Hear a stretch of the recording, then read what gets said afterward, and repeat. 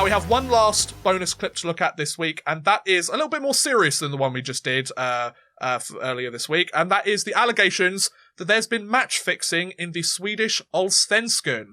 Apparently, a National Predators goalie was played during the game also. So I sent this to Chris earlier, and he was like, oh, okay, because obviously last week we mentioned the match fixing in Belarus. Now, I will preface this entire thing by saying, at the moment, these are rumours. There's nothing been guaranteed. An investigation is going on. So the difference between this story and last week's story, those players had been punished for match-fixing games, whereas at the moment, it's very much rumours, hearsay, potential match-fixing, but nothing confirmed yet. I just want to make that clear, just in case anybody's like, oh my god, the Swedish Allsvenskan's match-fixing. We don't know that yet. They might be, but they also might not be. So, the Swedish Allsvenskan, the second highest tier of professional hockey in Sweden, has been rocked by allegations of match fixing. Several reports out of the country indicate a game Monday between Bjorkloven and Mora, I hope that's how you pronounce that, have been fixed after Bjorkloven was up 3-0 in the first, only to lose the game 8-4. Now, I would imagine a lot of you are thinking, oh, well, you know, like, teams can lose 8-4 after being 3-0 up in the game. Like, that's not an... yeah, it's an unlikely thing, but it's not an unusual situation to happen in the sport of hockey, given how fast-paced it is and how quick it is to score a goal off an initial face-off. But interestingly, the starting goaltender for Bjorkloven was Connor Ingram, who was pulled after 5 goals against in the game. This was his last game in the Hockey Allsvenskan, because he'll be heading back to North America to take part in the National Predators training camp. Ingram was selected in the 3rd round. Yeah, I'm not bothered about that. According to Swedish sports outlets, the league itself became suspicious, as Bjorkloven were the heavy favourites by betting sites to win the game. When the team went up 3-0 in the game at the end of the first, so much money was bet on Mora to win the game that the odds changed in unusual ways when the game was eventually removed. And the game was then eventually removed from many betting sites. So a lot of people are thinking, well, an unusual amount of money was being bet on the other team than usual in usual Allsvenskan games. So maybe there's something a little bit suspicious going on here. Bjorkloven's CEO called the allegations ridiculous, and Anders Blomberg of the team's official website says, quote, "I hope this is sorted out properly and we can turn over all the stones that can be turned over. If this turns out to be true, it is of course completely unacceptable and something that must never occur in our association. These players are trained in what applies in Bjorkloven, and this is so far from the culture we stand for." Okay, so basically like against the culture.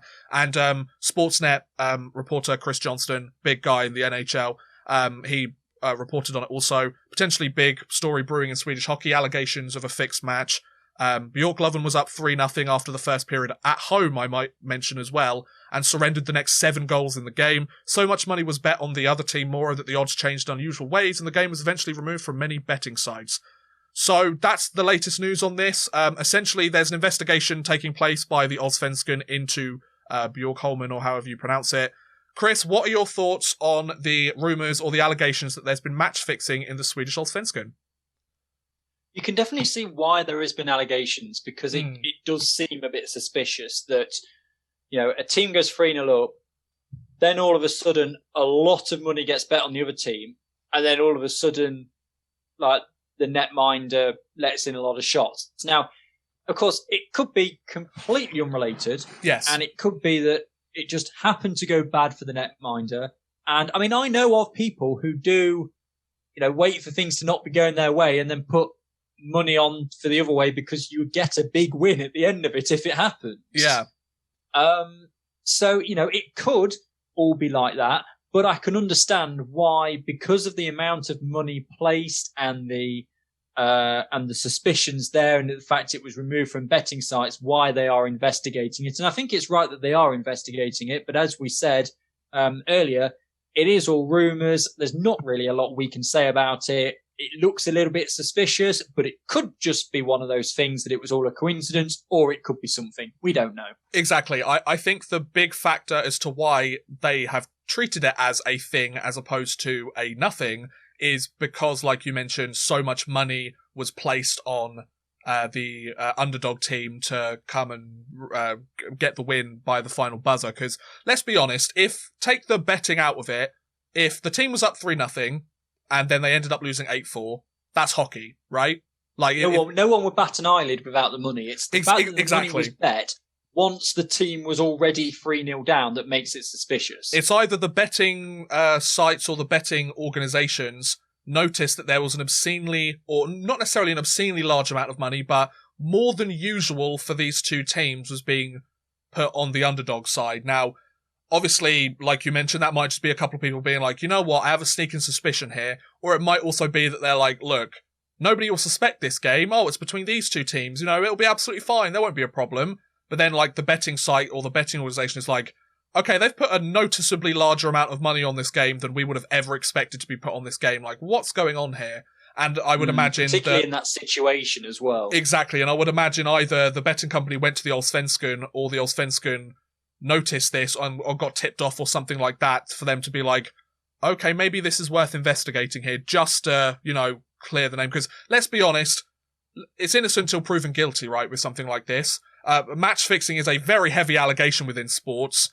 Like, it's the same as kind of doping or cheating, isn't it? Like, you don't want to be found as somebody that fixed matches because it impacts the rest of your career. Maybe not necessarily to the extent as doping or cheating, but it's still a black mark on your record, right? Especially if you were one of the people involved in the actual act itself. So I guess it's a case of, like you mentioned, it's hearsay, rumours, reports at the moment.